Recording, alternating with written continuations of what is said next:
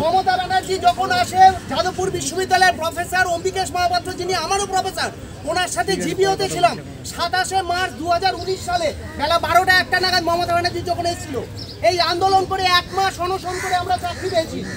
তারপরে আমাদের এই যোগ্য ক্যান্ডিডেট 9-10 এ মাত্র 8.5%, ভাবলা কেস 91.5% যোগ্য ক্যান্ডিডেট এখানে আছে, আরো আসছে।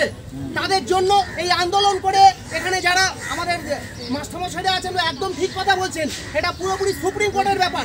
আরেকটা বুঝতে হবে, হাইকোর্টের যে রায় এসছে সেটা সুপ্রিম কোর্টের তৈরি করা একটা স্পেশাল বেঞ্চের রায়।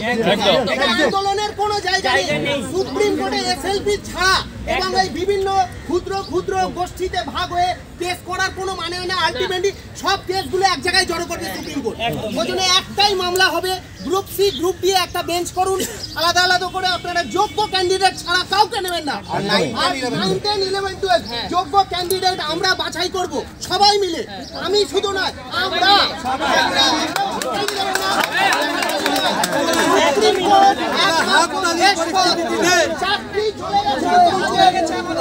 আজ সংখ্যক মানুষটা বেঁচে নেই, সেই এই দুঃখ নিয়ে মানুষটা চলে গেছেন। সৌমিত্র চট্টোপাধ্যায় মানুষটা, যিনি আমাদের ফেলুদা, সেই ফেলুদা নেই, তাহলে ওনারা আমাদের পাশে থাকতেন। আর জায়গা নেই, সুপ্রিম কোর্টে যাওয়ার জায়গা আছে, সুপ্রিম কোর্টে